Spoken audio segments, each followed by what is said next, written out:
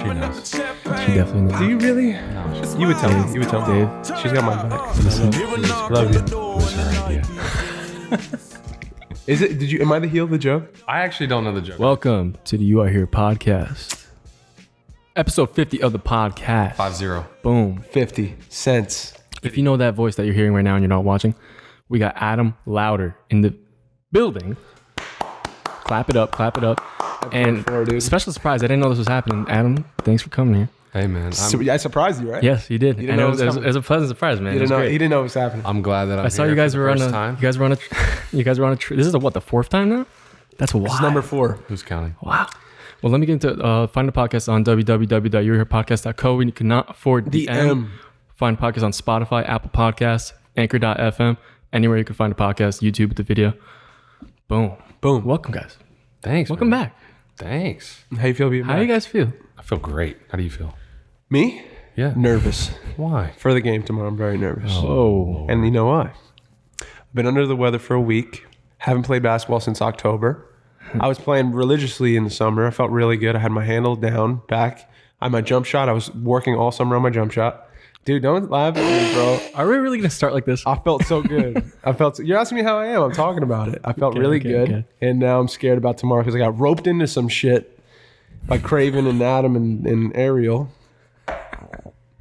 At 9 p.m. at godforsaken hour to play basketball. Really? Yeah, man. Can I share my theory? Yeah. Yeah. All right, it's going to hurt. I think you're nervous because you've done a lot of talking. A lot. We're on the same team, bro. Now you got to back it up Nope. with action. That's not what it is. I'm just kidding. We're playing tonight, Yes. and it's going to be very fun. And we're always on the same team. Yes. Yeah. I feel good, though. I'm feeling good. Yeah. Yeah. Have you been like practicing or? No, bro, I've been sick. I haven't worked out in like 2 weeks. I feel terrible, but I'm doing it. You just got to rest up. That's all.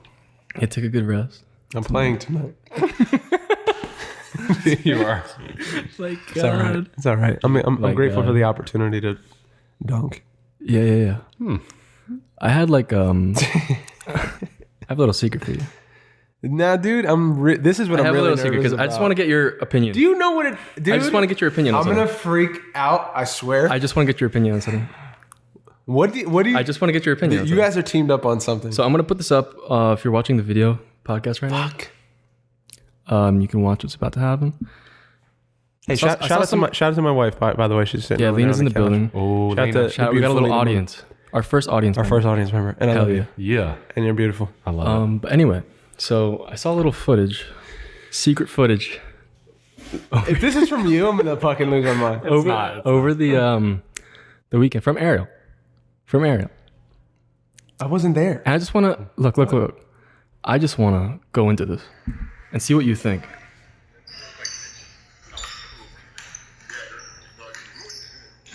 To Craven? 3. Craven hitting 3s. Money. Okay, so there's one. Yep. Oh, who's this? What was that? Who's Wait, who is that? Splash. That's your boy hitting 3. Hey, that was pretty.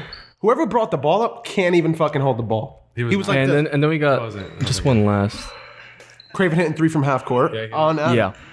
He hit that on me in my face. Dude, and he smiled at the camera. It was amazing. That's a gift. Yeah, That's a gift, dude. That is a gift. That's a new gift. What did he say? He just smiled. He said nothing. He said, "I let my game do the talking." Thank God. I thought I was the heel. Fuck. Ariel, don't film shit no more, man. Stop. And I just want to know Enough. how you're gonna match up With Craven. to what's And going on. Yours truly. We're on the same. Oh, you guys are. Go back to the podcast episodes. Okay. Let's see. How are we gonna match up? We don't know. I was just saying, like, what's your game plan? You know, He like, said we don't know. I know y'all on the same team, but We're on the same team. you Get guys always, Craven the ball. y'all are always talking this. You know, Get Craven open off a pick. Adam passes the ball to him. He scores.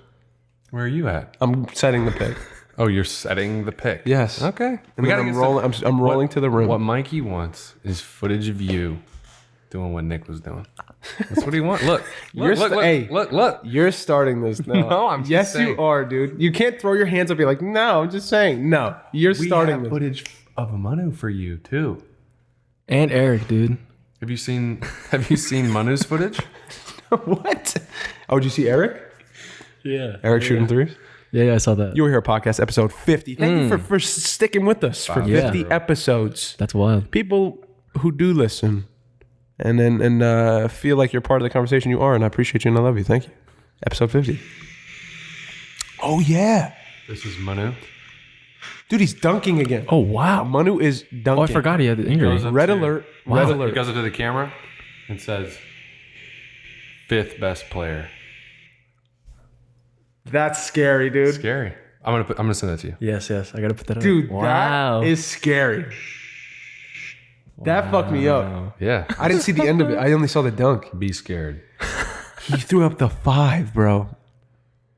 He's out to prove something, dude. He's gonna fuck us all up. I don't know. When I see him playing, like, his face, like, he's... No, Manu's real. Yeah. Manu's real. I love For sure. Manu. He He's a looked real dude. tired in that clip because I think that was like the 17th take. But He's probably been I'm not gonna hold it against going him. all day. Such a shit talker. Yeah, the 20th clip. He was like,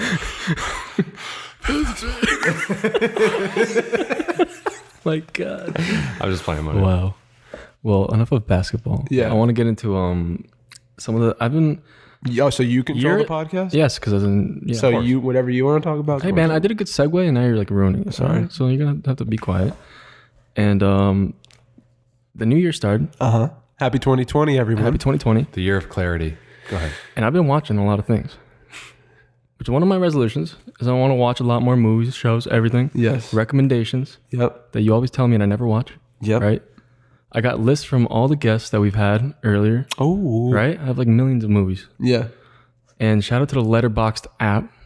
This is just a free shout out because it's helping me track everything. Oh, And find you what told to me watch. about this Yeah. app. Yeah. So it's good if you want to like track and like look up similar movies to like. And you I don't check know. them off, right? Yeah. You- Yeah. It's just a give fun them little ratings. community thing. It's fun. Letterbox. Gotcha. But I started watching How to Make It in America. You did? Yeah. What do you think, dude? It's so fucking good. I was so fucking knew surprised, it. man. I knew you would love it. That's like a show tailor made yeah. for you. It's really fucking good. Did you ever? I told you. Yeah, you didn't watch it. Just keep going. Keep going. But yeah, fucking Mark Wahlberg produced. Yes, he did. I forgot the main guy. Brian Greenberg. Yes. Kid Cudi's in it. Kid Boom. Cudi. Like, it's Scott just Mescudi. it's just about the hustle of like New York, like 90s, like getting up, starting your own business and everything. It's just They start it's such a their own good denim feeling, line. man. There's two hustling kids, like 20 somethings, trying to Yeah. start their own denim company from nothing. And it's about like they make $200 off of selling T-shirts, and then they're like something fucking terrible happens, Yeah. and then they lose the 200 to a fucked up deal, and then they gotta pay somebody off. It's just and it just snowballs. Every episode snowballs, and it's really good. You know what it really reminded me of? Lance's The Opportunist, right? Shout out, They shout give me out. a similar like there's little a screening vibe. for The Opportunist. We got to shout Yes. it out. The 5th of February. 5th. At the West, February 5th. The Opportunist by Lance Barrett is getting screened. Check it out. If you give $10, you get Wristband for happy hour prices all night. I'll put a little thing on the screen right Yes. now. And we'll, I guess the day before, the day of, we'll post up about it. What time is it? 8:30 p.m. 8:30 p.m. February 5th. At the West in Brooklyn. Boom. West Bar. Hell yeah. I'm proud of Lance, man. Yeah, man. Yep. He's raising his bread for For this thing. sure. Yep. For sure. He's doing it. Lance is a real one. Episode 48 he was on? The last one, right? The second one. Second to Second last. Yeah, 48. 48. So if you want to hear was a more good about one. The Opportunist, go listen to that.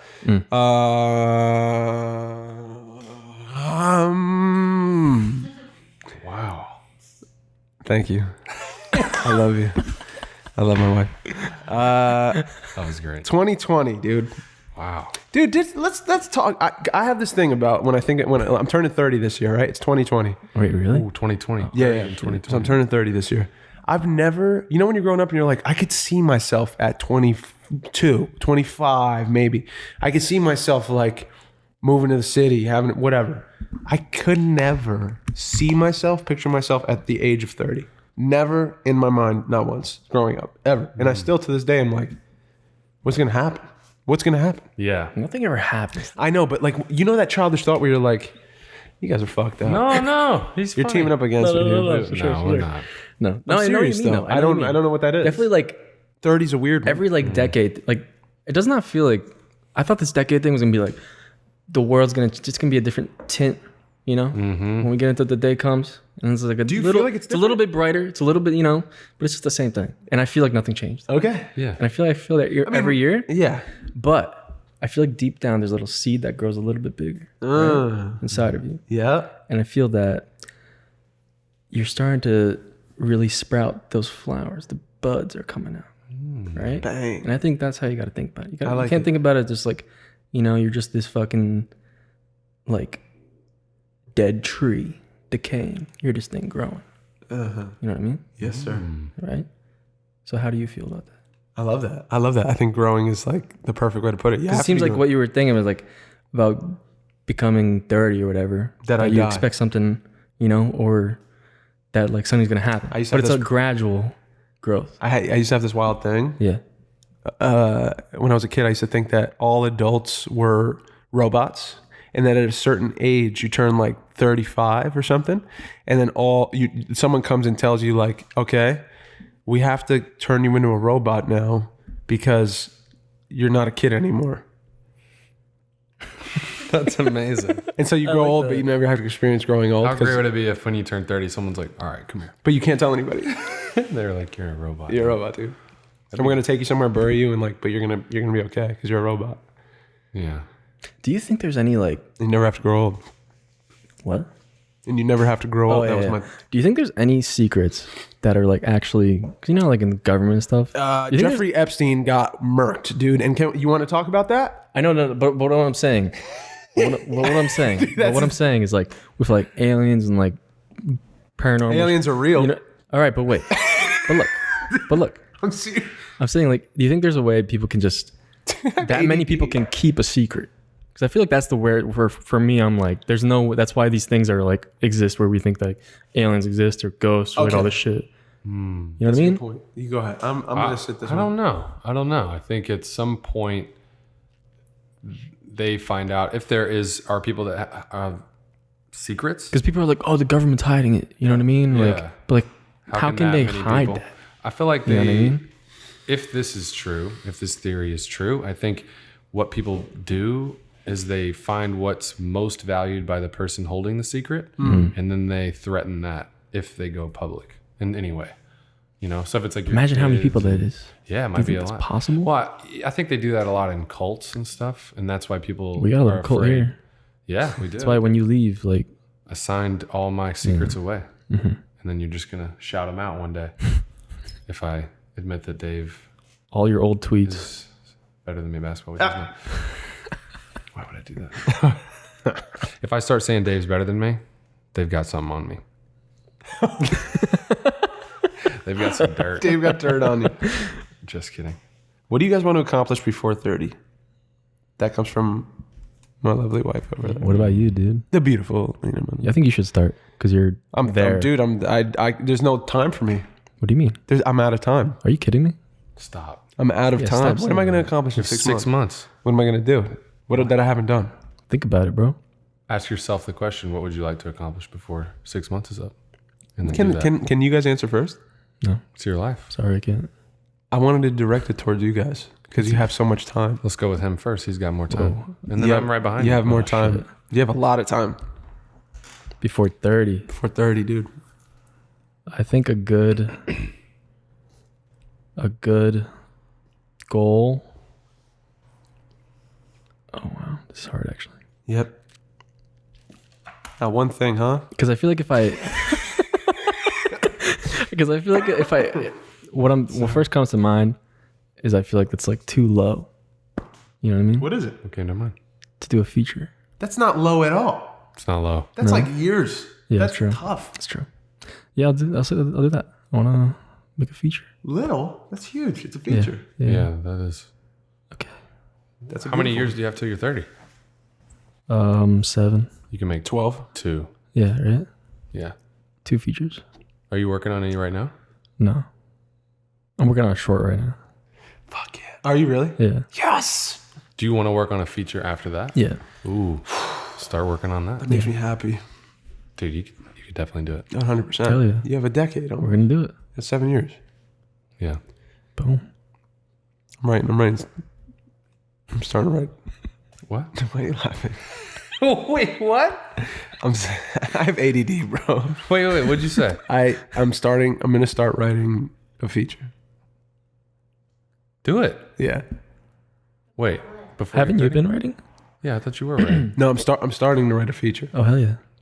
That's going to be my 235. That's going to be my 35 goal. I like that after every project, you always got something else. Oh, I don't Coming out. I can't stop. I can't. Can't stop.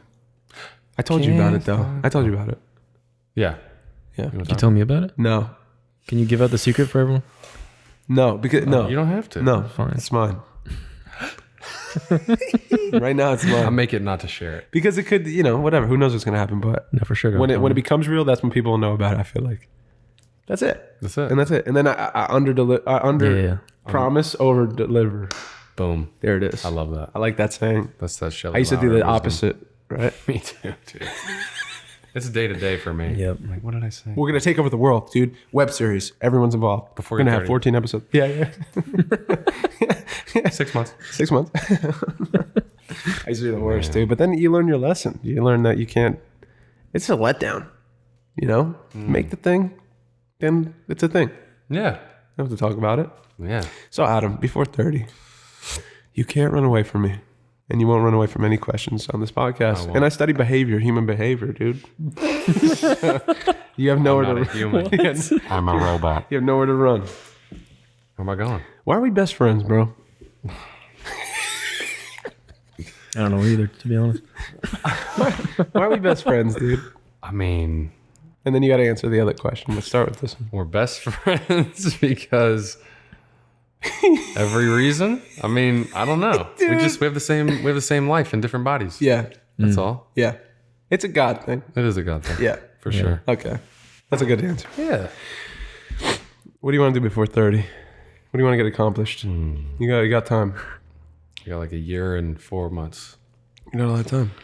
I'm going to die before you. Stop, dude. Stop. Damn. Let's see.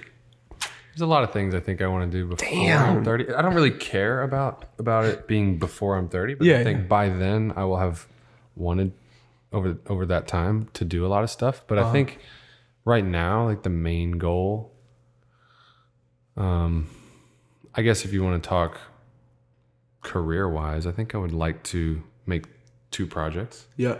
One of the projects is the short film we're doing. Yeah. And then the other one is the feature that I've been working on with the 2 Erics. That we're doing. Yeah. Wow, he just threw himself in the movie like that. Real slick. Can't wait, Cut, dude. I can't wait, dude. Before you were hired, you got fired. I was so close. Yeah, but I think those 2, I think we can shoot by this winter, upcoming winter. Ooh. Wow. The short or the No, the feature. feature? The short, I think we can shoot sooner Earlier. than that. Yeah. Yeah, after probably like around sometime in maybe the summer, May, Yep. like that. Yep. Yeah, we'll see. Tag me in when you need. Draft 2. Yeah. I gotta Yeah. send it to you. Yeah, you haven't sent it to me yet. Yeah. All right. Yeah. Those are some good answers. If you were my age, if you were 29, you had a year and 6 months, what would you want to accomplish?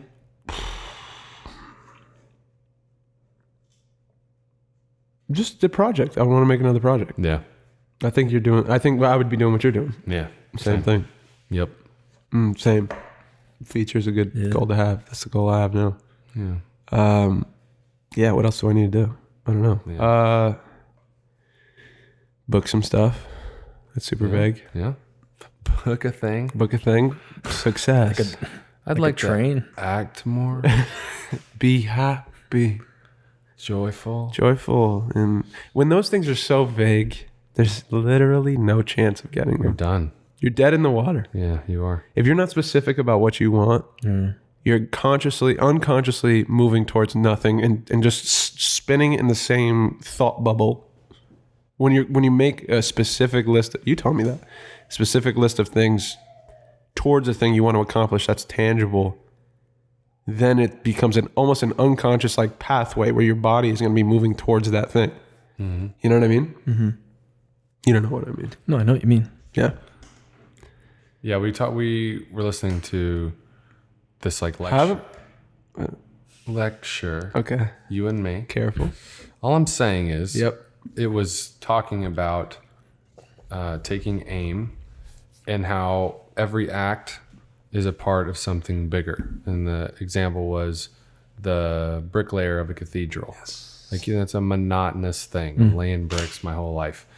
But if the overarching goal is to build a cathedral, then the local goal of building this particular wall today is attached to the transcendent, because a cathedral's purpose is very far reaching, but a brick's purpose is kind of what?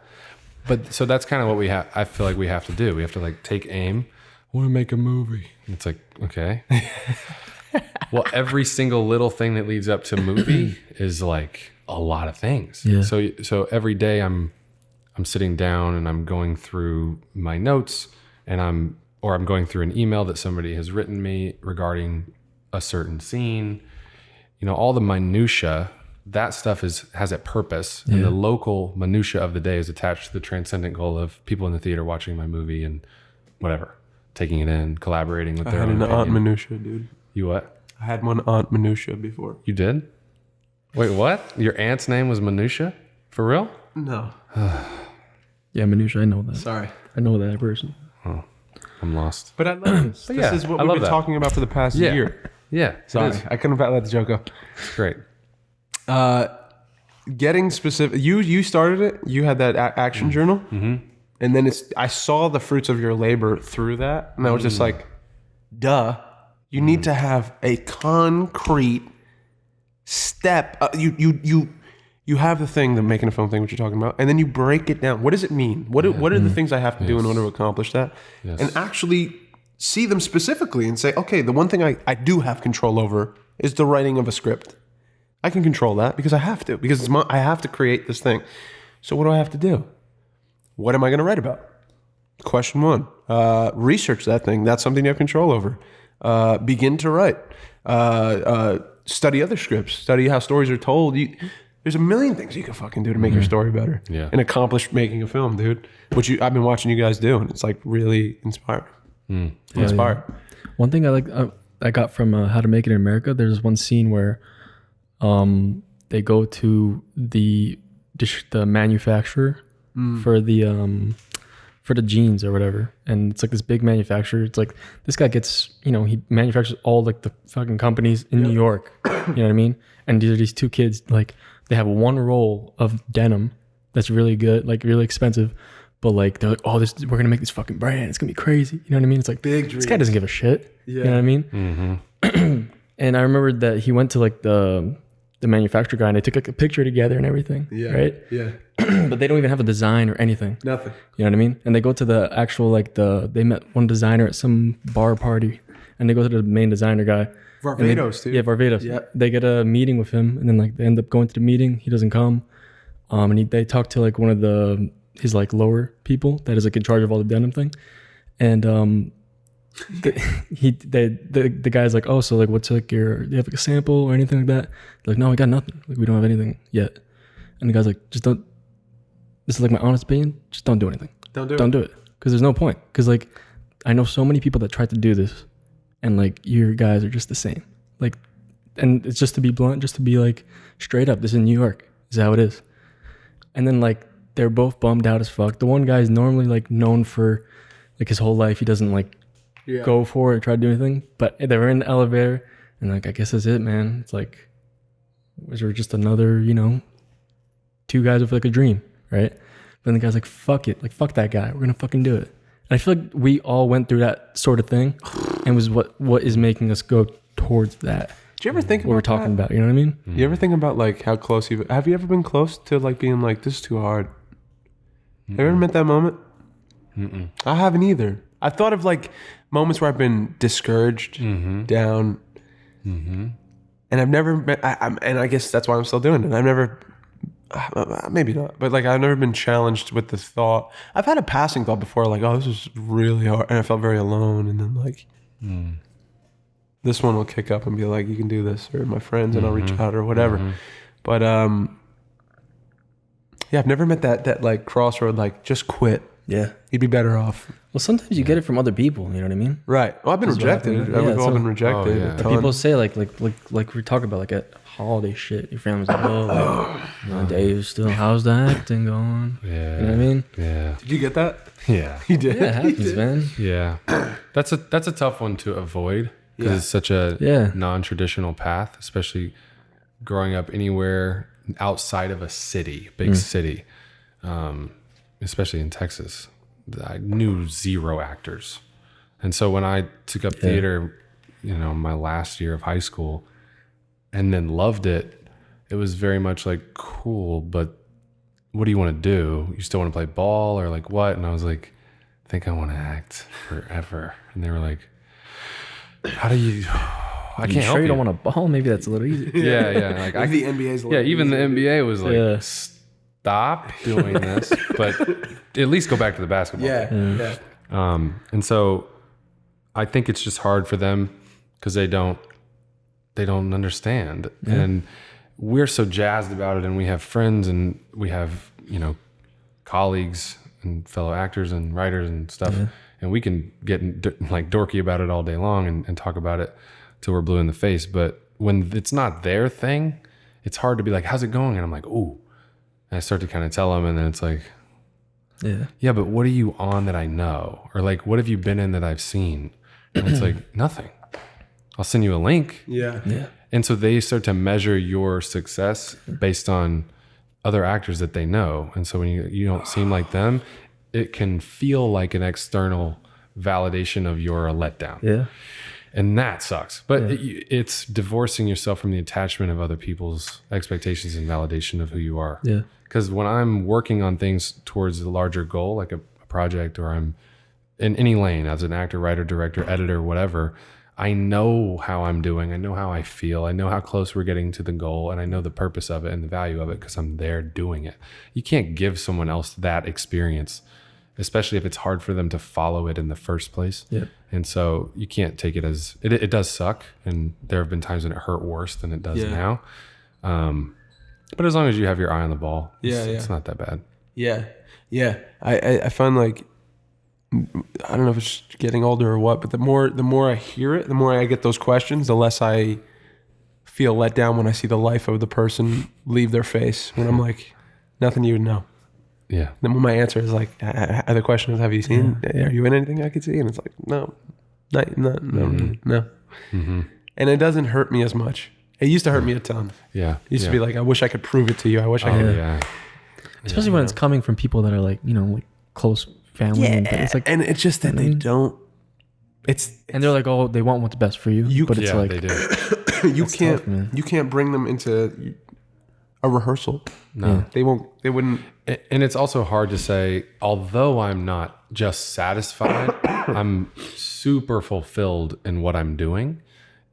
It's hard when they dismiss that and then go into, but it'd just be so much better if like you had more money or like a more consistent paycheck with acting, or you were on this show, or like, and I'm like, no, that would have its benefits, but I just told you I'm fulfilled. That's like a huge thing. I'm not satisfied, and I'm not just going to stop, because I'm always pushing and changing and progressing and growing.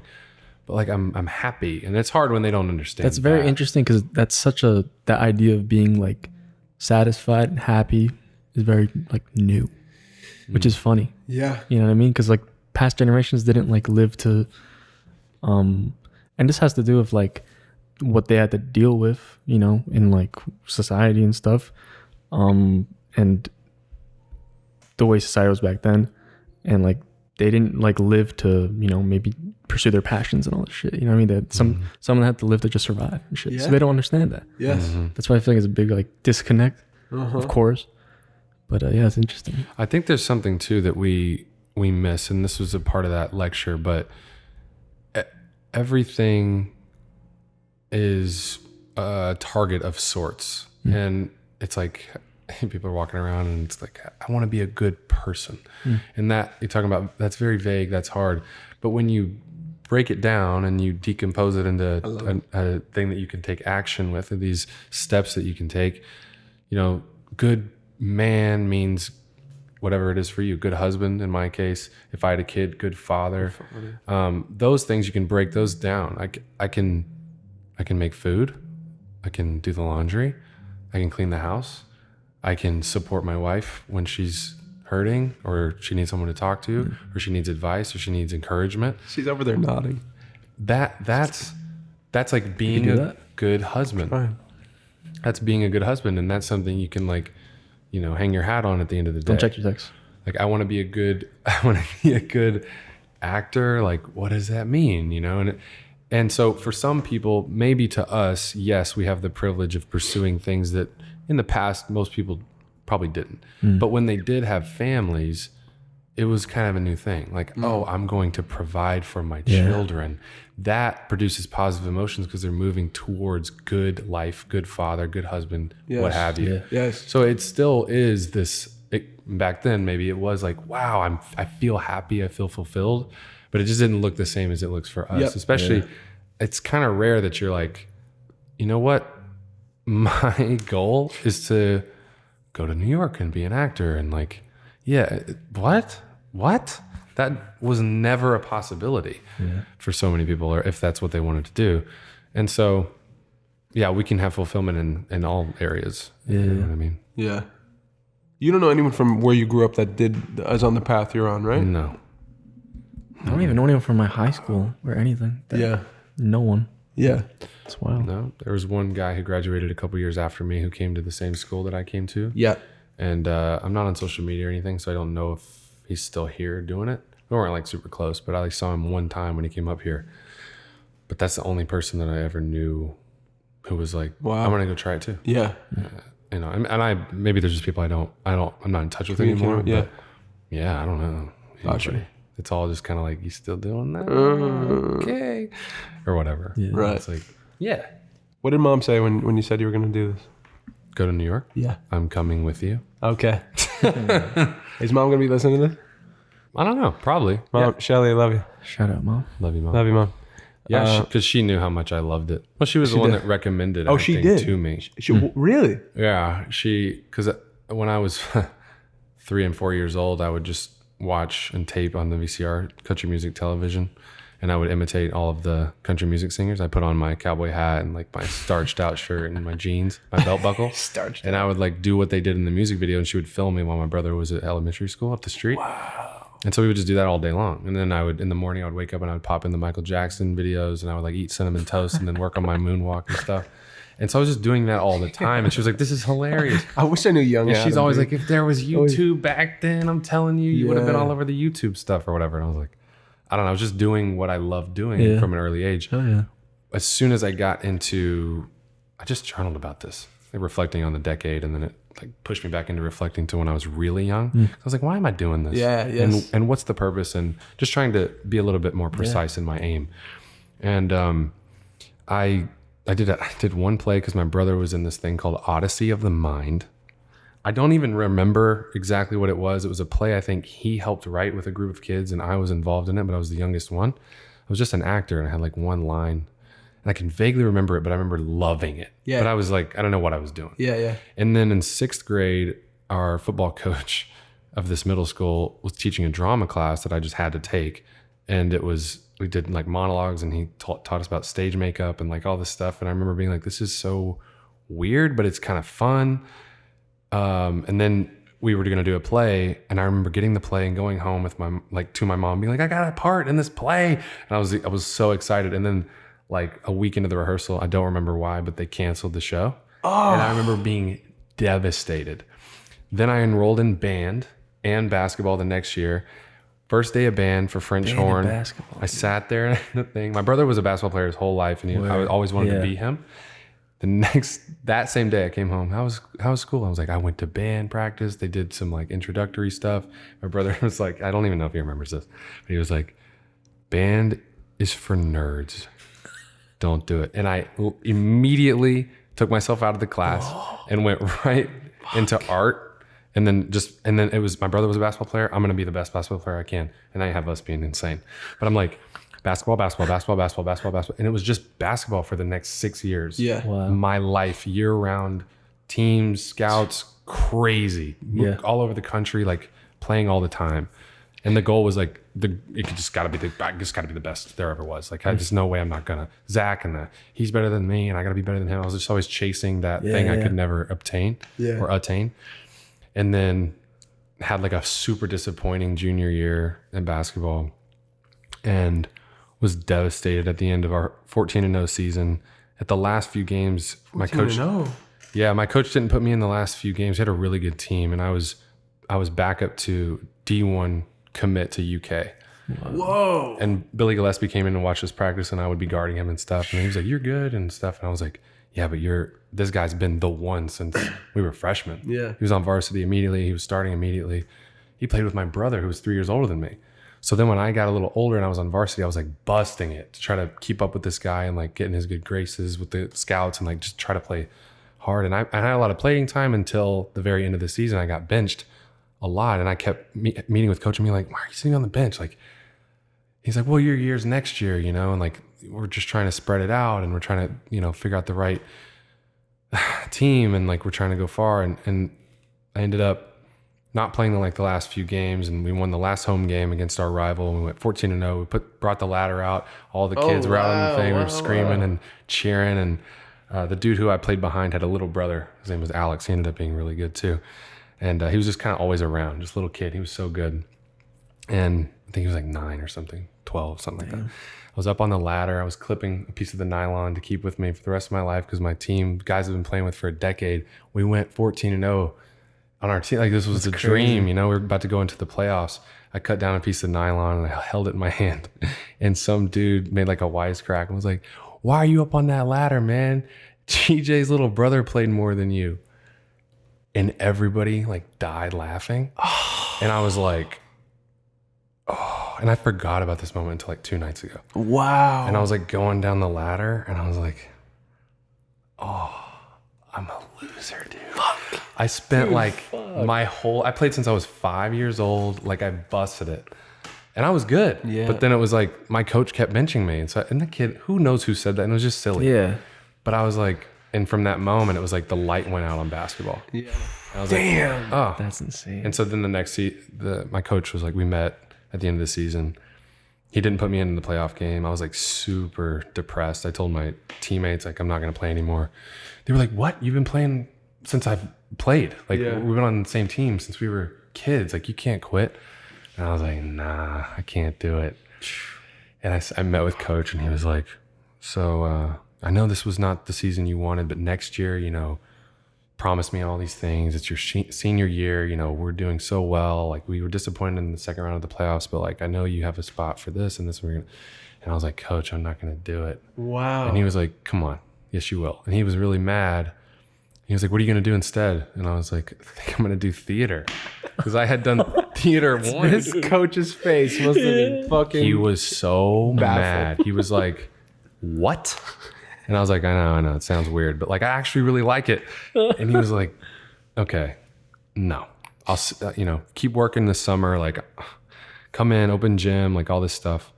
And then it's going to be better. Yeah. Adam, it's not going to be a repeat of this year. I promise." And I was like, I'm not like bluffing, and I'm not trying to like manipulate you into making me play more or something. I'm just saying, like, I think I'm just going to do this.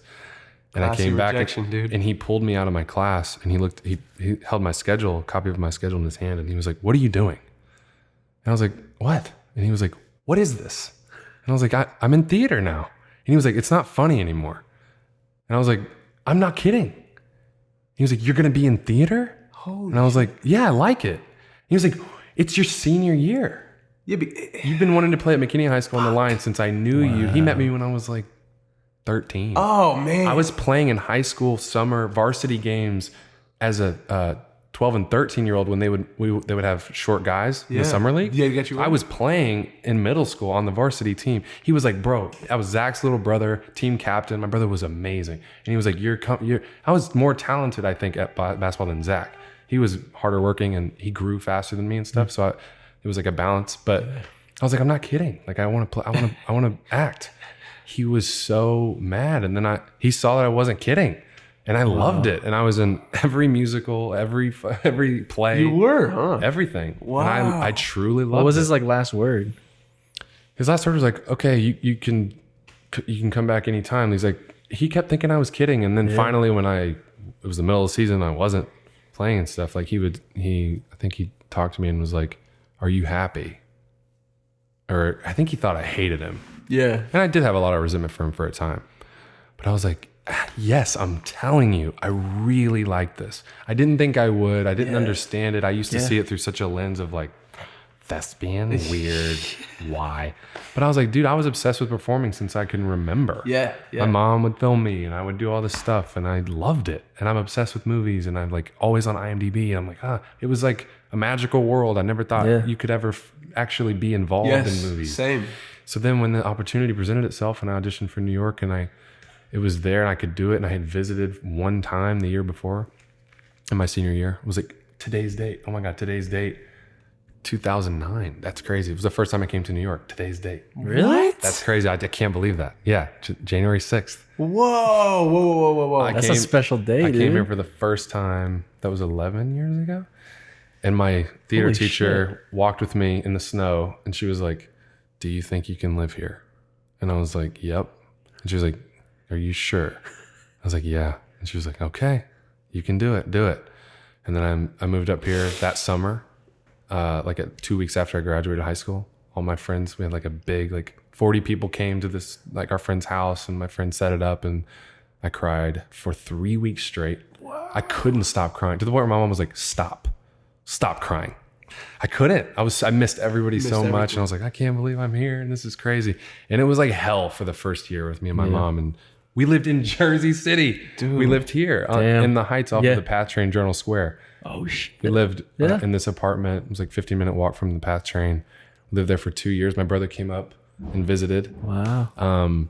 And then he ended up moving here.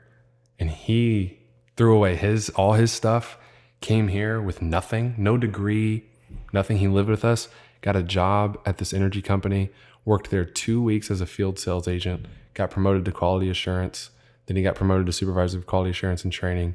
Then he became the market manager of Pennsylvania, moved to Philly, opened up a market in Pittsburgh, then leveraged all his, what he had done, his experience, and then was handpicked to work at where he works now, which is a solar energy company in Philly, and is now the senior vice president of a multi-million-dollar renewable energy company, and met his wife in Philly, and now they have a kid who just is turning 1 in 5 days. And all that stuff came from, man, I don't know if I want to play basketball anymore. And I tell you, it was God, because my mom was in the shower crying because I was so miserable and angry because of how the junior year went. I mean, I was insane. I was getting in fights with everybody. Really? Teammates. I was screaming. I was insane. And I was upset. Yeah. And I remember she and I prayed basically at the same time without knowing it. I want to do something else, I think. And that's when shit hit her. She was like, he should be in theater, I think. And I was like, I think I want to do theater. And it was like this thing. And I was like, nah. But then my friend was like, I'll do it. We all quit basketball at the same time. Really? Big D. And Kurt, Yeah. And he was like, I'm going to do theater. So I was like, I'll do it just to mess around and be with you, and it'll be funny. And then I did a play. Yeah. And I got swept up in a circumstance, really, truly believed it. Came off stage. I felt like I was floating in this orb around me. And I was really moved about what I was about to go do, which was protect my brother from a hate crime that had just happened. I was trying to explain to my family the nature of homophobia and why he got attacked at this bar, and your uncle's gay, but don't call him a fruit, and all this stuff. It was called The Dining Room. Yeah. And I came off stage and I was transported. And it was that moment that I was like, oh, this is what I've been meant to do my whole life. And God just placed that. And then it was just one thing after another, were these unexplainable, inexplicable things that I'm like, how did we get here? How did we stay here? How did we do this? Yes. And that. And now I've been here for 10 years. Wow. Going on 11. It's insane. But did I answer your question? No. Dude,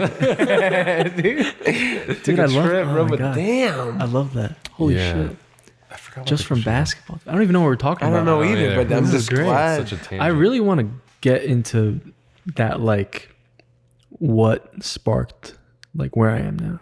You know what I mean? Because you can trace back all the way. You know what I mean? And what it like branched out. That's crazy, man. Lena just texted me something. She said, Adam is Troy Bolton from High School Musical. Shout out. People used to say that. That's so funny. I see it. I get it. It was funny though, man. I played basketball since I was 5. My dad was my first coach. He was always there. He played ball in high school. Your father played too? Our whole family was a basketball family. My mom played. Yeah. My brother played. I played. And then it was so funny. I told him I was quitting. He was devastated at the time. And it was so funny. I went from like varsity practice, gearing up for my senior year, going to like, back-to-back undefeated seasons, to him coming to me doing this play called The Werewolf's Curse, where I played the family of the Doppelgangers, which is this German family overseeing this haunted castle.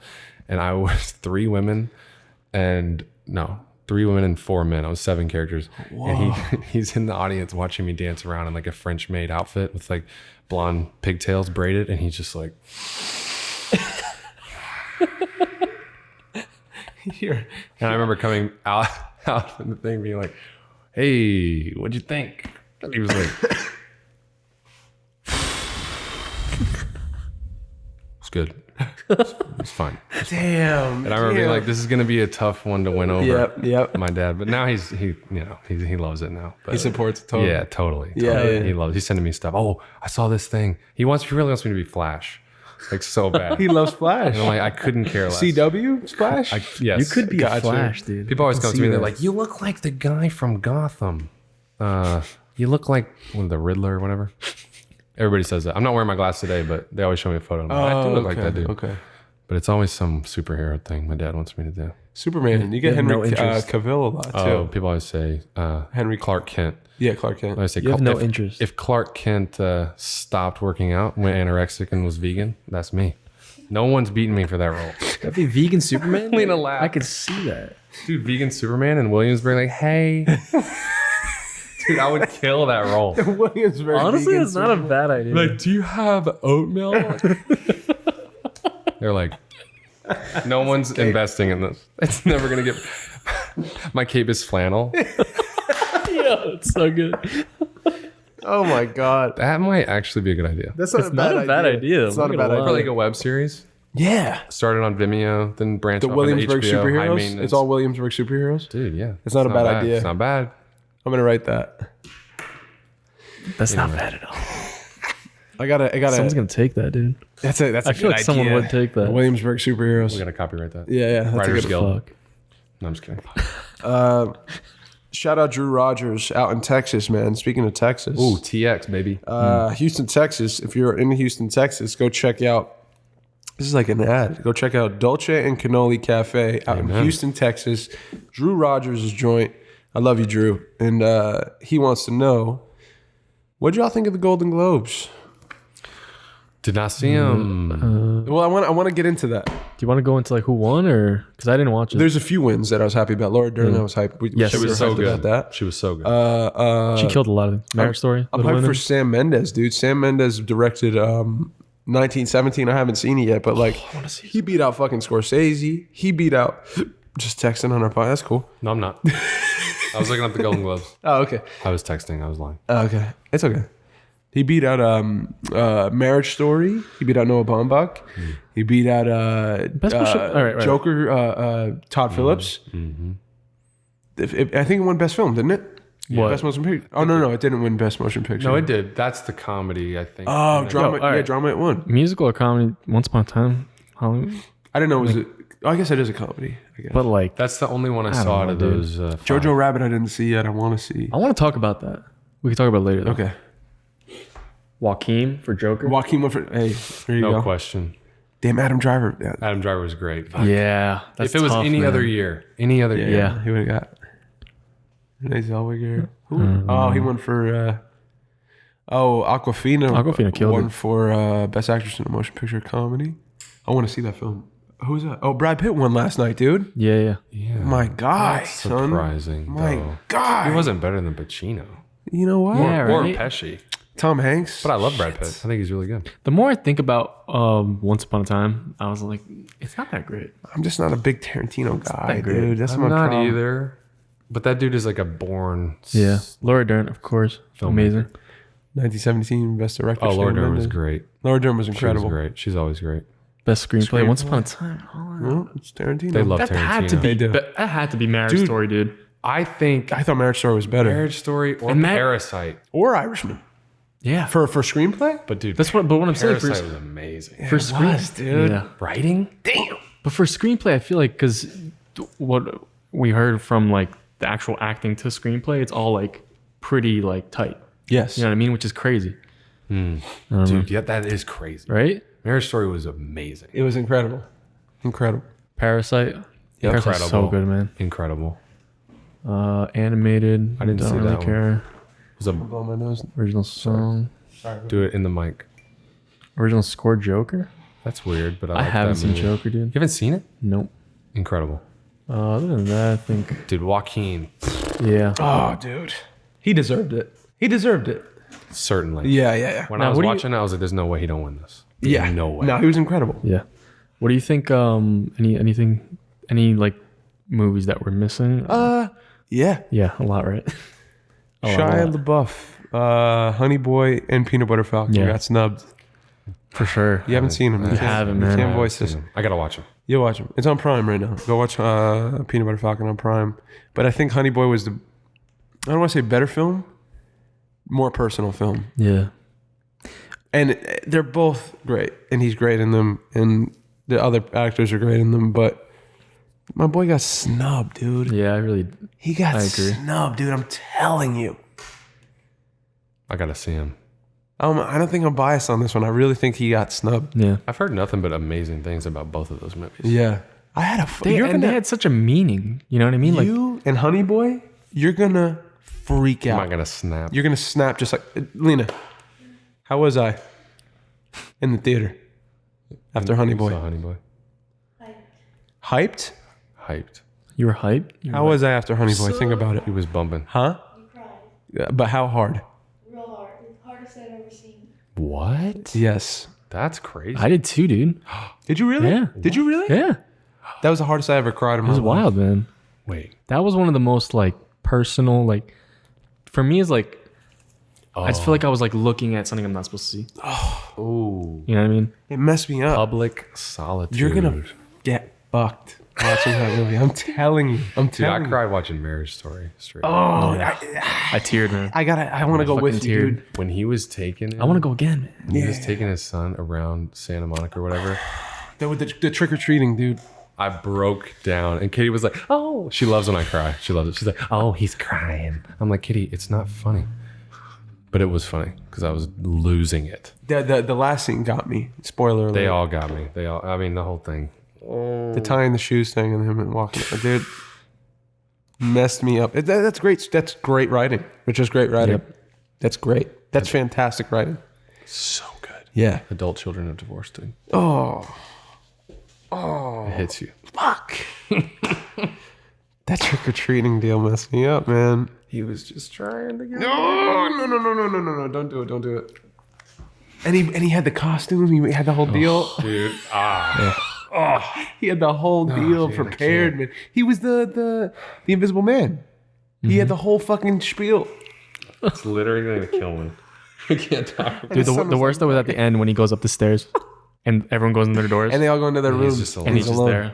And he's like, I'm teaching at UCLA, and then she's like, oh, Nothing. and you're just like, he's sacrificing all he loves to Just nobody. be a- Nobody. Yep. Dude, that was tough. That was tough. Everybody was amazing in that. Yeah, movie. they were great. Everybody. Little thing for Jojo Rabbit. Oh yeah. Have you like? I don't know why I have this feeling. I was talking to my brother about it. Shout out Sebastian. Shout out Seabass. He was saying that like he saw it and like he's living in Japan. He doesn't really like see everything coming out. Yeah. Same as over here. So when he saw that, he was like, "What the fuck is this?" Yeah. Because it's literally That's like how I don't know what it it's is. literally like Hitler for family fun. Like Yeah, I don't know know what what's it's going on. about. I Do you don't want to know. watch the trailer? I don't know what. we could, yeah. I don't know what it's It about. should play good.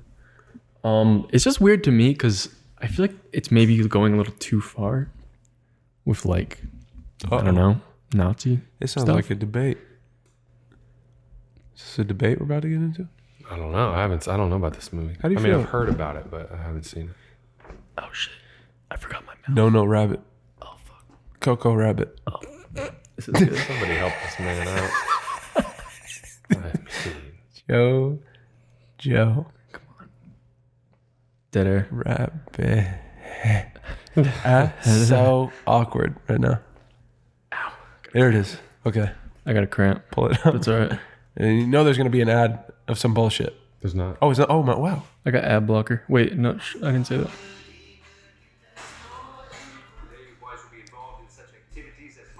It's the Hitler Youth, no? Yeah. It's a little bit I don't think I can do this. Russ? Of course you can.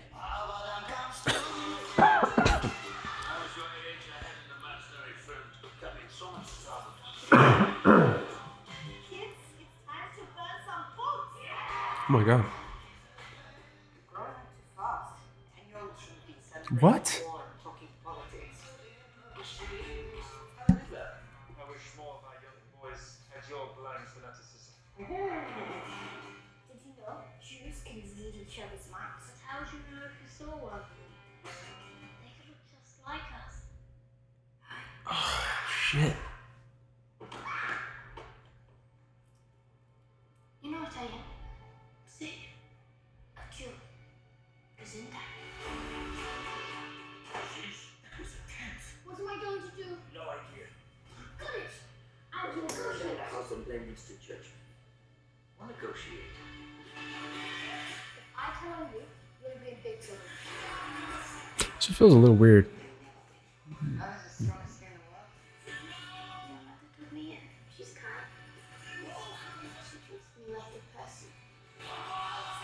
You two seem to be getting on bad. She doesn't seem like a bad person. I'm the enemy. You're not a Nazi, Jojo. You're a 10-year-old kid who likes dressing up in a fun uniform and wants to be part of the club. This is fucking me up.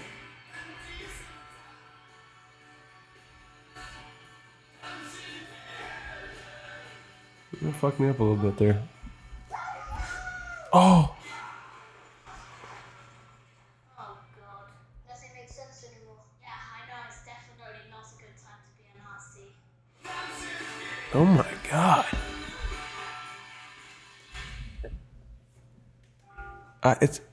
I don't even know what to say. Right? Me neither. That's good. I got nothing.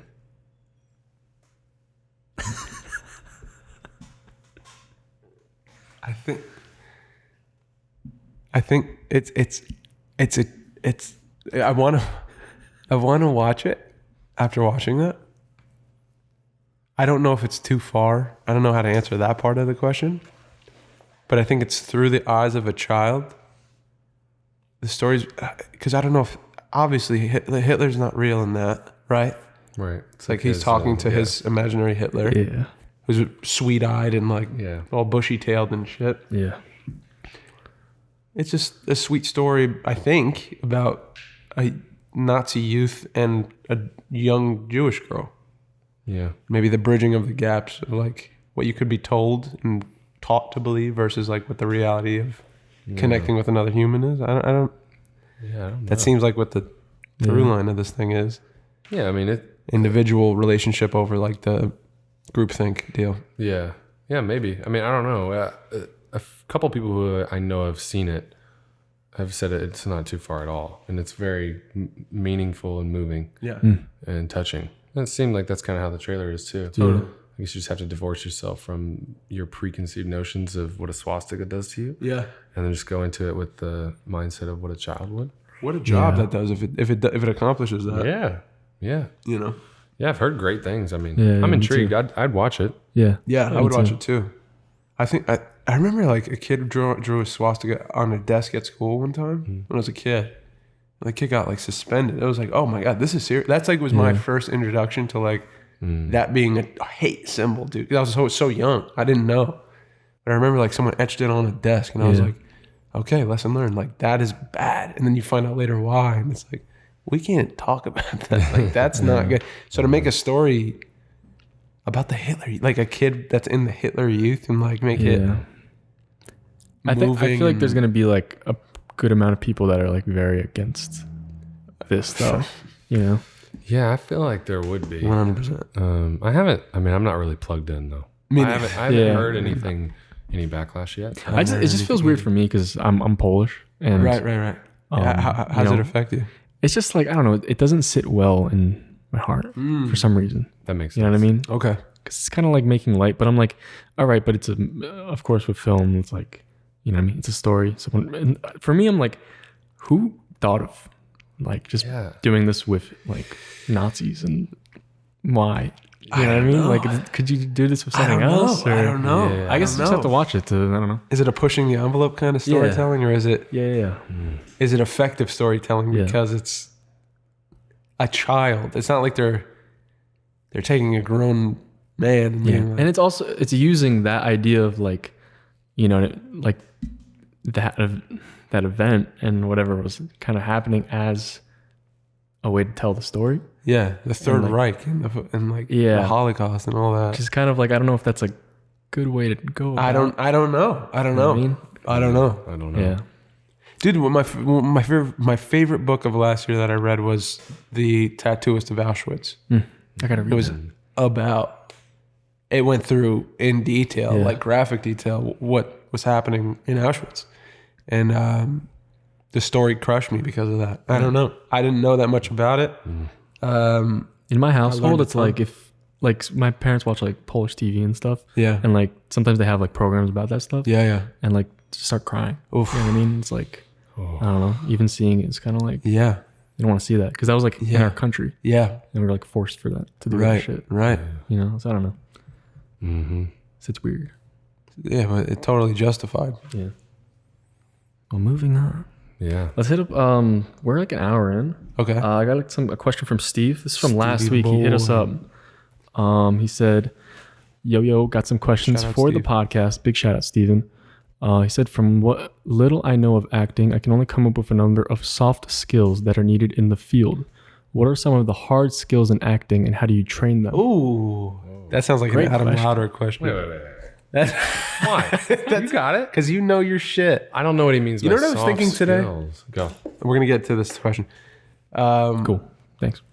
Tori and Katie worked, and they're like, "What do you guys think?" And I was like, "Adam's got this." I don't. There's nothing like feedback wise. You're so eloquent. Oh. You Thanks, are. dude. You're very eloquent. I agree and with like, that. I don't. I may have a thought, but translating it to words and then like knowing that whatever I put out is going to actually help somebody, I'm not confident in. So I won't say anything. But like I'm like, my boy's got it. Yeah. My boy's got it. I agree You're with very that. eloquent. You're very eloquent man. Thanks, dude. Top 3 people to listen to. Totally. my Best storytelling. That is like insane. That's super nice. You guys are insane. I'm super uncomfortable. No, I'm just kidding. Wait, That's why you're guest of the year, dude. what is it? 2019. Wow. You walked away with the award, dude. Did y'all announce that? Right now. No, we didn't. You have to Guest of the discuss year it with 2019. Mikey. We're gonna talk. I think at the party thing. Okay, fuck. Nice. Maybe not. Yeah. Maybe that's a little teaser. Maybe. But I'm but lying, maybe but I'm all I'm gonna say is we're voting too, we get a vote. and I think I know my vote. Oh, when is that, by the way? 2 weeks. Really? Yeah. Where's Two it at? Sundays. Where's it at? Hopefully the West. Hopefully the West. Oh, really? Yes. Hopefully. wow, that's- We're trying to work something out. Trying to use that back patio and have a live. Oh, that's awesome. Right. So Right. whoever wants to come in Oh, comes in. this is awesome. I really like Right, that. right. That's Yeah. cool. Yeah. Bring the equipment and everyone's there. Whoever wants to be there. That's So if you want to be on the podcast, I haven't even talked to Jeff yet. I know we gotta. Jeff's going to be on the podcast. I've mentioned it, and this. Yeah, let's do it. They did? They've said yeah. I don't yeah. see why not. Okay. That's a great. That's a great. We got to set it up idea. ASAP. Yeah, that's probably going to happen in 2 weeks. I'm down. January Ish. the Wow. the 10th. The 13th is next Monday, right? I have no idea. I got away from Steve's question. I'm sorry. Fuck. Thanks, How does this always happen? You are here. The 20th. Episode 50. The 20th. The 20th. So the 20th of January. Keep your calendars open. You got 2 weeks notice. Sound like a threat. You got it? Hey. Dude, that's perfect. There it I is. love it. Shout out Oh, that's MLK, beautiful. dude. That's awesome. That was our first podcast. Was I think? Yeah, it was. MLK Day. Dude, last shout year. out MLK. what? Yes, last Yeah. year. That's great. What? Yes. Did y'all didn't even plan it? No. Of course, dude. everything lining up? MLK. I don't know, man. getting weird. Getting weird. This is that. I think I'm gonna dunk tonight. I forgot what playing tonight, boy. As if that You don't matters. sound too sick anymore. Yeah, I feel good now. I'm all dried up. Okay. All right, Steve, So questions. hard. What was it? Say it again. Difficult. Because I don't know what the soft From is. back. From what little I know of acting. Hey, bro. Sorry, dude. Hey, bro. I'm sorry. Go ahead and read it again. I don't have a new phone like you. Right. From what little I know of acting, I can only come up with a number of soft skills that are needed for the field. What are some of the hard skills in acting, and how do you train them? Ooh, I get. Can we? Or you could say, like, if you think there's no soft skill. Well, I don't know what that means. I guess I don't know what the definition of soft I guess what and he's hard saying is skills like are. he thinks when he, as a person that doesn't act, he thinks of like. I wish he elaborated on what he thought it was. Should I try to call him? Try calling him. See if he answers. Oh the phone. wow, this is great. Should I call Katie? No. Young Steve See on if the he pod. answers the phone. You FaceTimed me last. I did. Did you? I felt when I hung up, I was like, I'm insane. Come on, Stevie. Steve, you don't answer, I'm not your friend. Stevie. If you don't answer, I'm not your friend. Steve, if you're listening to this right now, we tried to call you. It's okay. It's all right, Steve. Still love you, man. I'm not your friend. You're handsome. I love you, and you're a good spirit. And you're a good spirit. He's a good spirit. So when I'm going to put myself in Steve's shoes right now. Do that. Like a good actor A would. soft skill, because I'm like, Steve does technology stuff, engineering. Very. Doesn't really know about the technicals. Like same with me. I was like before I started learning about acting and stuff, and what it actually takes to do it. I thought it was a lot of like you memorize the script, so memorization or something. Yeah. That's a big part, right? Memorization. Yeah. Yeah, Huge. There's that. Definitely. So maybe like a hard skill could be actually like embodying. Making it yours. Yeah. Kind of thing. Yeah, that kind of thing. Yeah. Something like that. I'll break that down. Adam will break that down. Oh, I don't know. I mean, there's certain skills that, yeah, I think most people think about memorizing, and like that is something you have to do, and you have to develop, and you have to automate through repetition, like doing that over and over and over. And people have their different ways of doing that, but that's secondary to what the real purpose of acting is, which I think is to be truthful. And Miser's definition is behaving truthfully under imaginary circumstances. The imaginary circumstances are predicated upon the person writing the source material, and it's the actor's job to live truthfully under those. So there's a lot of things that go into that, but ultimately, I think an actor's job is to simplify. You're a fucking textbook. No, So good at this. no, but just You're so good at this. at what? I'm just no, but I think like any process or art form, it's like a Charles Mingus quote, but it's about the simplification of anything. That's kind of the artistic process. So to overcomplicate or to make things more complex is to do a disservice to art, I think. So acting, I think the main ingredient is the human being, yourself. And it was taught to me that and advised that to know yourself really well is the kind of the first and foremost, I guess, requirement if you are interested in being truthful. A lot of actors aren't. A lot of actors, I think, are interested in just doing well. Yes. And that's what? Please, can I segue this? Right Yeah, now? sure. Into the story you told earlier today Which one? about Count Chocula. What? Can you tell Mike this story real quick? Because it's a perfect segue, an example of what you just said of an actor not using their humanity to act, but instead like this fabricated idea of how special they are. Like, you know what I'm saying? Like, Yeah. Go ahead. Go ahead. Quick story. Story time. yeah, Hey, yeah. it's story time. It's story time.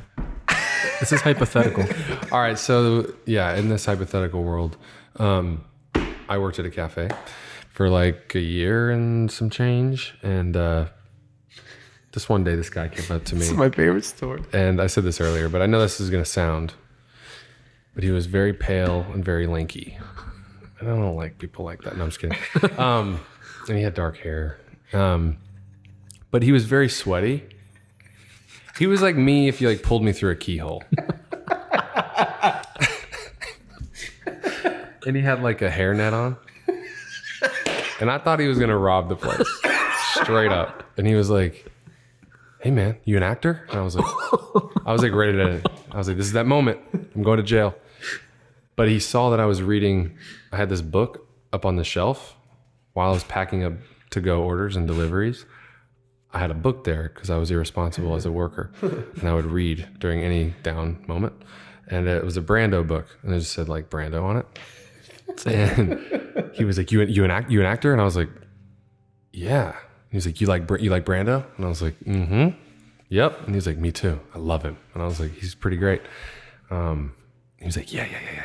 Yeah, we got to talk. And like, he went downstairs and I was like, who was that? So I started asking. They're like, oh, I think he's new. He's like in the, we bake goods downstairs. I think he's working with like the baking team. And I was like, don't eat anything. And like, he laughs because I always say he was like a mixture of, I don't know, some sweaty keyhole version of me and Count Chocula. Something about the way he was like, I don't know. There's something about, because he like went up the stairs. And Marlon Brando. Yeah. He like ran up he like scurried up the stairs one day. Dude. A whole flight in like 2 steps. just spidered it down. And he was like vampire right behind me. He crawled up in a spiral. Yeah, he did. He like slithered upwards. And I was like, huh. Again, second time. And he was like, I'm auditioning for the Lee Strasberg Academy. Fuck. And I was like, nice, dude. Nice. And like, as much as I was afraid of him at first, I started to get really intrigued. Like, this guy's a character and a half. He's so interesting. He was like, yeah. I got the audition this week. I think I'm going to do well. I'm going to be a method actor. I'm all about the method, dude. And I was like, Sounds legit, dude. Hasn't went to a class I'm all yet. about the what method. does that mean? Bro. What do you think that means? What does that mean to you? And he was like, I love it. I'm going to eat it. I love it. I can't wait. Brando. I'm gonna eat it. I'm gonna eat you later. And he like looked at the book again, and he like looked at me, and he goes, "I'm the closest thing to Brando this world's got." Oh my god! And then he turns to a bat, flies away.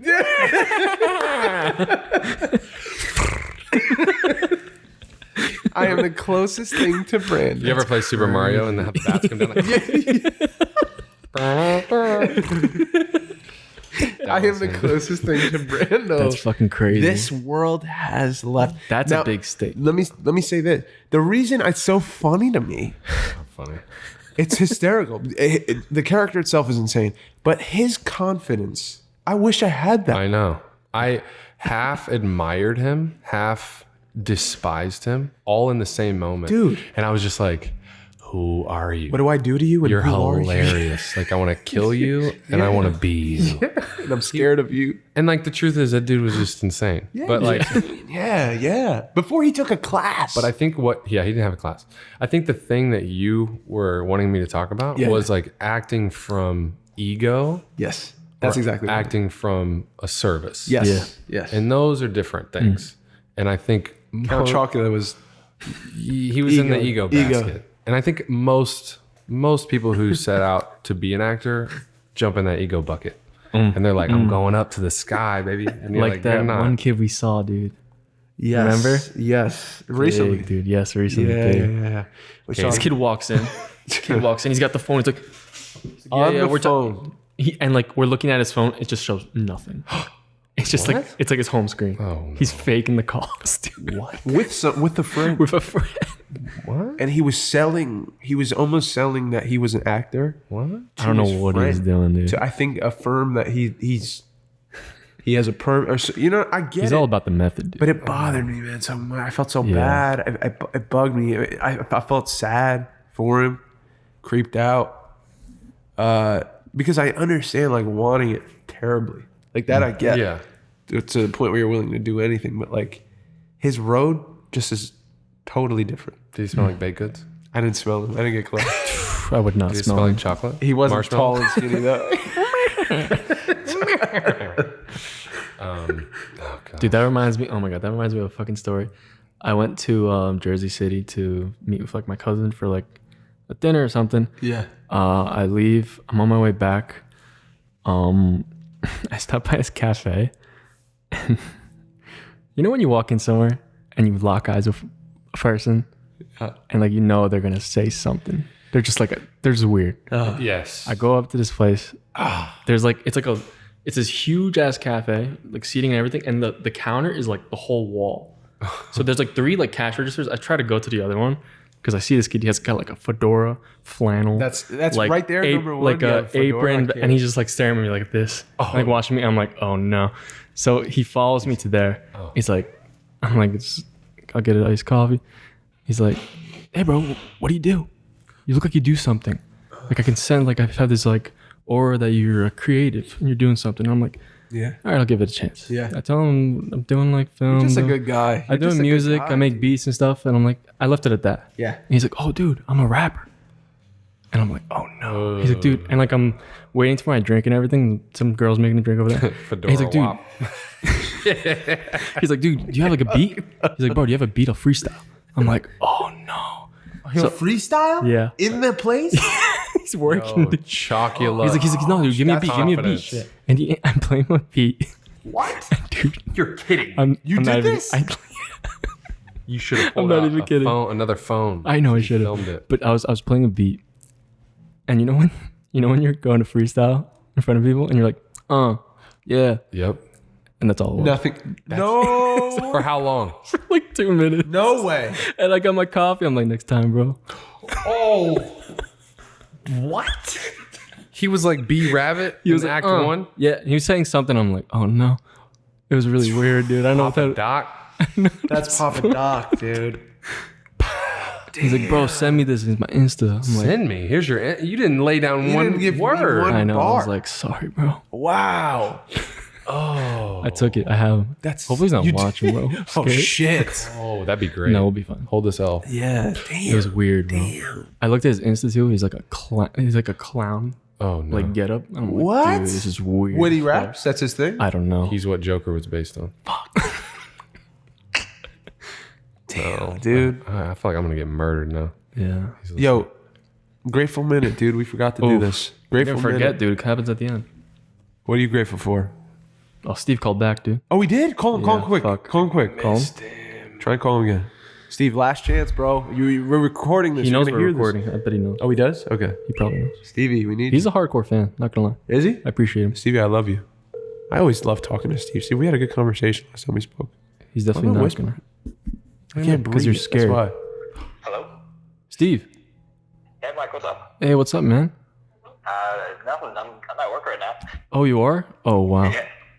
that? Can you talk for a couple minutes? why. Tell him where he's I at. can talk for a bit. Right now, dude, you're on the podcast. Hi. And we There. Hi, Dave. Stevie. I love you, Dave. Hi, Dave. I love you, bro. but we're actually answering the questions That's my that you guy. sent from last week. I forgot my question. Sorry. No, it's fine. We also got Adam Lowder up in here. You know Adam, right? Okay, yeah, what's up? What were your answers? You better say what's So up. so What up, dog? we just wanted to get a little clarification on your one question. Okay. You asked, from what little I know of acting, I can come up with a number of soft skills that are needed in the field. What are some of the hard skills in acting, and how do you train them? Can you give an example of like a soft skill? So Okay. like a soft skill is kind of like good communication in in most fields. Oh yeah. It's mainly like communication or like interpersonal skills. Those are soft skills. Okay. And like a hard skill would be like knowing how to use Excel. I think that's a hard skill. Oh. Got it. Probably don't Okay, need got that it. for acting. Yeah, man. Thank you, Stevie. Hell Yeah, no yeah. problem. Hope that clarifies everything. Yeah, dude. thanks, man. Shout out Stevie, Thank you boy. for answering my Yeah, question. bro. That was appreciate it. Yeah, you're on the got it, podcast, dude. bro. Yeah, we wanted to put you in, bro. Oh my god. My address, please. Dude, No. episode 50, you're on it, Stevie. I love Yeah, you. man. Episode 50, Steve's address is going to be on the internet. It's going to be the title of this episode is your address. Okay, I got to get going. one. But, All right, dude. Thanks for having See you, me. I man. appreciate you, Thanks. man. Love you, bro. All right, good night, guys. Peace. Um, That's Steve, bro. yeah, you could do like a little Shout outs. translate from that. Yeah. Yeah, let's see. So he's actually not wrong about his examples of soft skills within acting, because there are interpersonal things you should probably have. Communication is huge when you're communicating a story through yourself to others. Like you better have a clear point of view. You better know what you're saying. Yep. And whatnot. Also, speaking up is important, especially in theater. Super important. And just being able to be heard. All that stuff is good. So yeah, I guess he's Those are saying soft skills, I understand. yeah. I understand those things. You understand or you understand? Underscan. Like when you scan. All right, let me break this down. Because you said understand. I said communication is very important. Play it in reverse. Yeah. I don't know. What would you, Dave? What would you say is a hard skill? Something that you have to have. I guess it's more specific to this job and no other. Everything I'm thinking of is a communication based. Ah, perfect. Oh, yeah. Yes. Script analysis. Lena said That's a Yeah, hard bro. skill. that's huge. How long have you been doing this, dude? Dude, way longer than you've been born, bro. Oh my! Back in that womb, bro. Over 6 years. Yeah, No, I'm dude. just kidding. Script analysis. Script analysis. huge. That's Thank you. great. Script analysis is great. Basically, having the way that I was taught it is identifying what is Yeah. like a newspaper. Like a detective. detective. What is? What? Sorry. No. What is and what is Yeah. being done. That's it. You see me do that stuff at work. Yes. It's literally you're going through every word. Breaking down. You're breaking down what is happening and what it's nothing that is. It's not like exciting or magical. It's like very, very technical. What is I there? would say that's And then you pass through later. And you do more stuff on that. And that's more artistic choices kind of come in after that. Yeah. The way Stanislavski talks about it is the first read of material should be I love that. really like I love that. spiritual I and love the that. wonderment and Did you do that by nature? Did you? Yeah. Is that how, me too. yeah. And he said you should put yourself in a position to be affected Yeah. in some way. And then hopefully through that opening up process of yourself, you'll find in your instinct whether or not you should continue to pursue it as something you should work on. And then, the script analysis part is the technical, like reading the newspaper, break it down, identify what is being done, and that's it. Then you have it all laid out there, and then you just have to relate yourself to each thing. You have to see what the spine is of your character, Yes. which you would say is I the was gonna say. driving force. What is moving this person through life? And then at some point, you got to do like a little spinal fusion where you bring yourself Surgery, into dude. this. Yep. You have to take your own spine. That's why I say knowing yourself is really important. Super important. Because if you know the spine of a character and you don't know your own, it's going to be hard to fuse anything truthful within you with something totally imaginary that has nothing to do with you. So that's why it's hard. Like that's why there's classes. That's why people studied it for years. That's why it needs to be taken seriously. You know what I was thinking today? It was something we were taught. I'm sure it came up in your class. Like, you go here, you try to connect to something that isn't yours and isn't in your life for the most part. Like I'm not Robert Mayo on the farm. Like I'm just not him. I don't have the same life as him.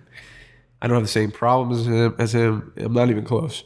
But when I was building like my things, when I was filling out those things for me and how to bridge that gap and fusing my spine with his spine, the thought came across like in class one day. I think Jim said, or Andrea said, you can't lie to your body. Like your body knows when you're bullshitting. And like when you dig deep enough and you really do the work, the inner work, and you're like, that's the thing it is to me. That's the as if that is my parallel to this thing. That is what I confuse.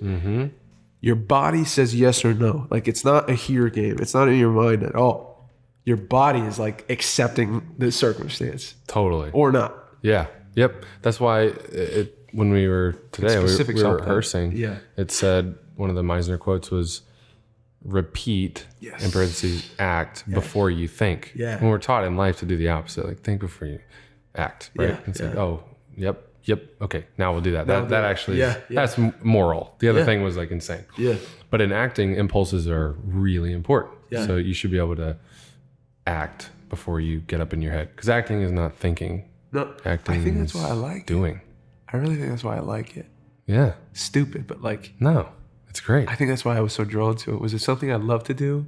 I think because one of the contributing factors was like, I don't have to think. Mm-hmm. It's a space I don't have to think.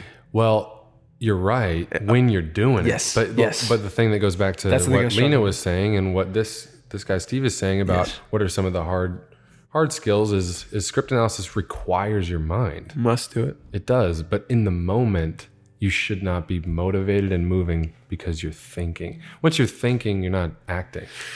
You're not interesting. You're just sitting there. So the story is usually not passing through you through action, and like behavior is being obtained and absorbed by an audience because you're doing something for real. Yeah. If you're doing it for real, the audience will believe it too. If you put yourself in a position to believe something, they're going to go with it because we all have imaginations. Yeah. That's why stories move us. Because we're like, I can believe that. Yeah. As soon as something crosses the screen that's like, that was not real, it takes you out of the story. And that's why it's so important, because ultimately the actor is the one that it's passing, through which the story is passing.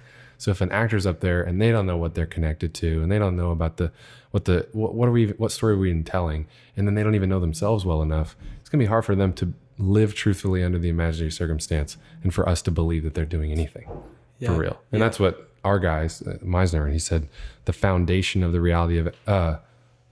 acting is the reality of doing. And that's when we say like actors can overcomplicate it. Ultimately, what are you doing? Yes. Do that. Yes. Like we did this in class. Like it was so funny.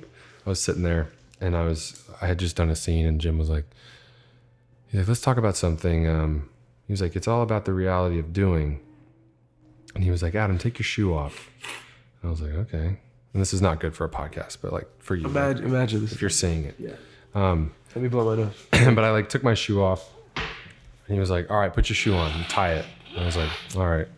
So I like put my shoe on, and I like did this. Tied a shoe. This is like an activity, you would say. I know when I get it done because it's tied, it's not coming off. I can like tuck it in and I can walk with a shoe on now. He's like, take your shoe off again. I'm like, all right. He was like, do it like an actor would. And I like looked at it and I was like, You know exactly what that meant? and I just started like imbuing this like fake emotion or whatever. Yes.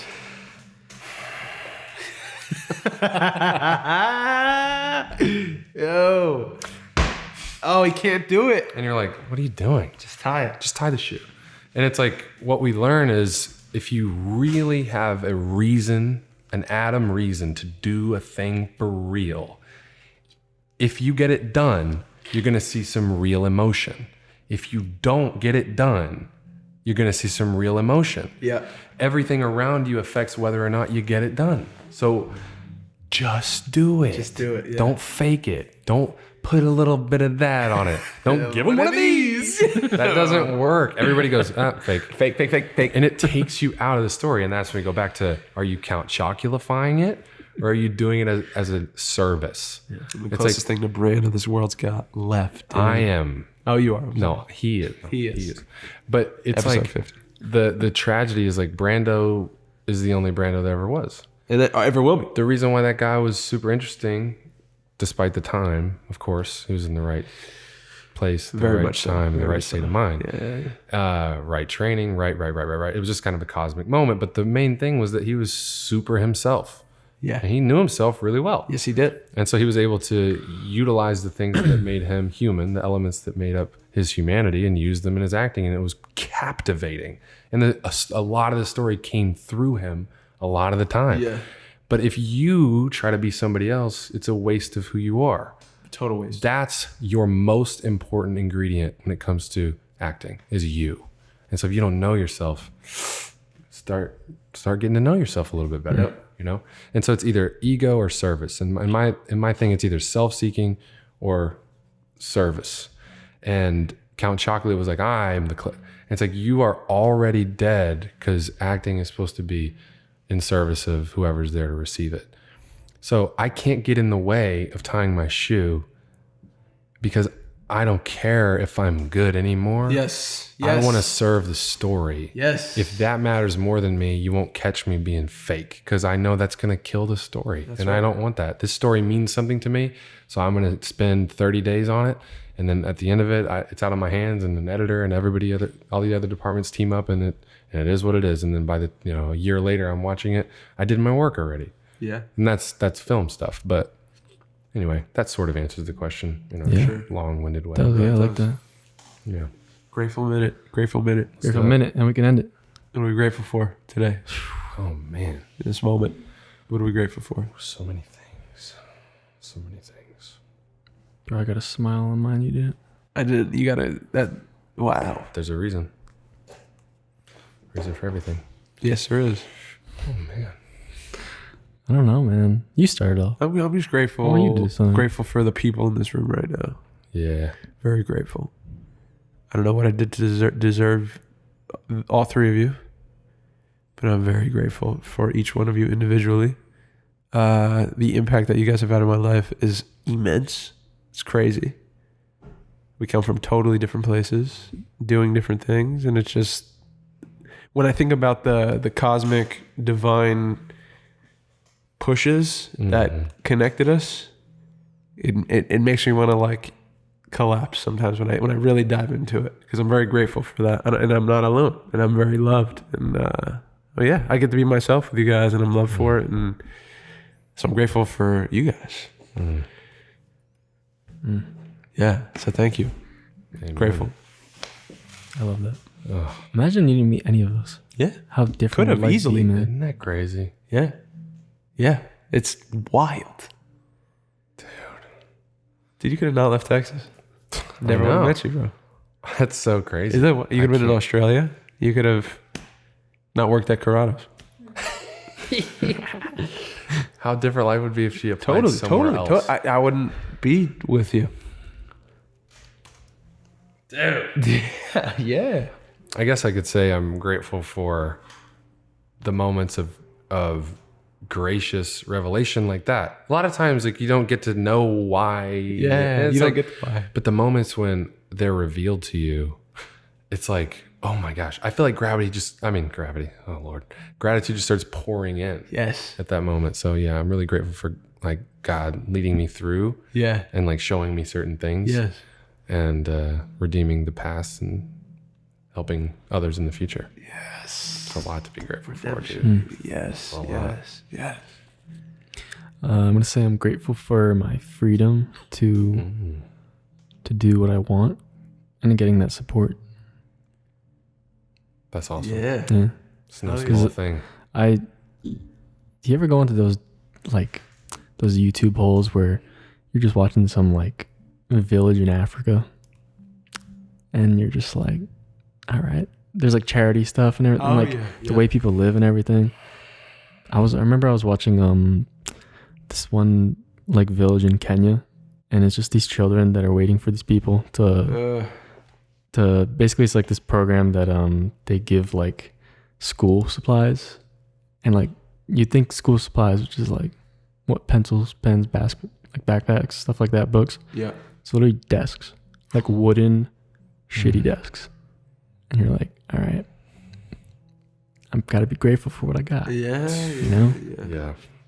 So, Absolutely. No small thing. just to end on a downer. So, No. Oh, no. but yeah, I don't know. That's what I've been thinking about. Yeah. Fair. Yeah. There's so much to be grateful Lot to be grateful for. Thank you guys. Yeah, grateful for the listeners too, man. Oh, big tub. Boom. Episode 50. Been Big hanging with us tub, for because you said 50. big tub. No, I said big tub. I just have a nasal thing right now because You said tub, though. I didn't say. I don't think. I Are said you tub. understanding? Are you what I'm taking a saying? You said wait? Are you taking a bath? No, Because it's a big tub. You're grateful for cleanliness. but I didn't say that. Soap? Okay. Oh. You are your podcast episode 50. Adam Lowder, you got anything to say before we head out of here? Any shout outs? Any life events? Anything you're excited about? My nephew Scared. turns 1 in Ooh, 4 days. shout out Theodore Augustine. That's right. Theodore Augustine. Lowder. He's great. Shout out to my wife, Katie Barber. Love her so much. Love you, Katie. Shout out. No, I mean, just still doing projects and stuff. Yeah, Katie did great work today, by the way. Yeah, she did. She deserves a shout out. She Yep. killed. Shout out. She's awesome. Yeah. Yeah, no, that's it. I appreciate you guys having me on so many times. Hell yeah. Good Lord. Doors It's open, exhausting. baby. Doors open. You can shut me. You can shut the door. It's too many. Shut your on the way out. This is your podcast then. Welcome to the You Are Here podcast. This is Adam. Oh, he's got a better voice than me. He's taking over. Oh, stop. Fuck. Oh my He God. just does everything better than me. Stop. Dude. Just basketball. Go ahead. Damn. Just basketball. Yeah. Anything else, Dave? You good? No, we're gonna give the info on Lance's thing, I guess. Yes. Yeah. We're We'll get gonna that up there. update that. Stay tuned to that. And also I think for we the should probably year- announce. I'm just gonna say it. I don't know if I can do it, but I'm gonna put up a poll for guest of the year. Oh, done deal. But love do that. it. So Do I'm it. gonna do it. It's gonna be on youareherepodcast.co. I like that. I falsely gave You're gonna you the find the award link. already. You did. But you gave me it. Don't talk while I'm talking. The link is going to be on Instagram. It's going to be on the website. And that's how it's going to be. So thank you guys so much for listening. That's episode 50 of the podcast.